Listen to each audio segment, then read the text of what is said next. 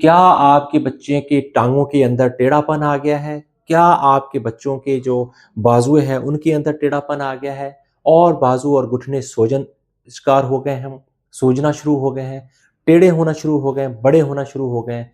तो ये जानिए इस वीडियो के अंदर।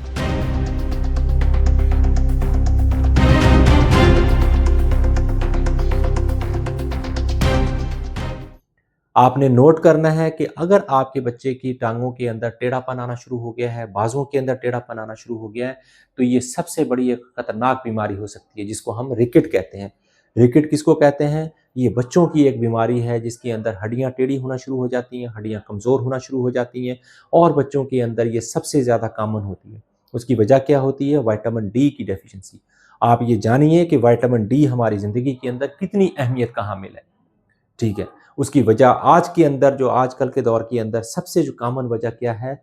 एक तो जो है ना हमारी डाइट अच्छी नहीं है, जिसके अंदर विटामिन डी वाली डाइट्स हम लेते ही नहीं हैं। दूसरा सबसे जो हमारे पास जो एक मुफ्त का जो सोर्स ऑफ विटामिन डी है वो है सनलाइट।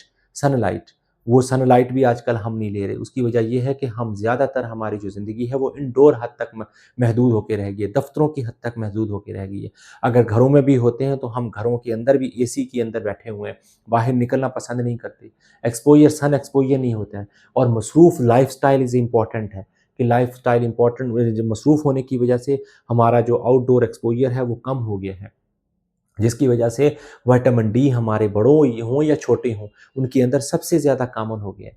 और एक डब्ल्यूएचओ की रिपोर्ट के मुताबिक पाकिस्तान के अंदर मोर देन 50% पॉपुलेशन के अंदर जो विटामिन डी की डेफ़िशिएंसी पाई जाती है। किसी भी बंदे हेल्दी पर्सन को, जिसको भी आप देखें कि कोई हेल्दी बच्चा है या हेल्दी पर्सन है, आप विटामिन डी का लेवल कराएँ, आपको जो है ना वो उसकी जो बोन्स हैं, वो आपकी रेत की दीवार नज़र आएँगी। इतनी उसके अंदर डेफ़िशिएंसी नज़र आती है। तो इसके लिए जो इम्पोर्टेंट चीज़ है, अपने बच्चों की डाइट को बेहतर करें, डाइट को इम्प्रूव करें, वो फैटी डाइट उसको दें जिसके अंदर विटामिन डीज़ होते हैं।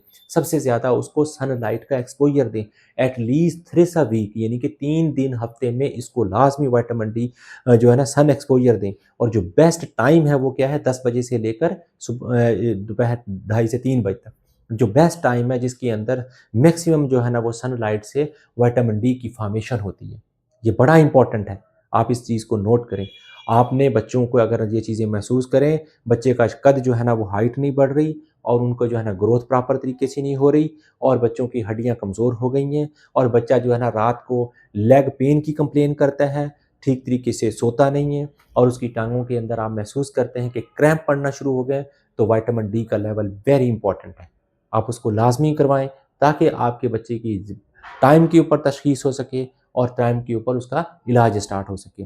वरना ये एक ऐसी विटामिन डी की रिकेट बीमारी है जिसके अंदर हड्डियाँ टूटना शुरू हो जाती हैं, कमज़ोर होना शुरू हो जाती हैं, अर्ली फ्रैक्चर्स होना शुरू हो जाते हैं, ठीक है? जिसकी वजह से बच्चे के अंदर ग्रोथ इफ़ेक्ट होती है।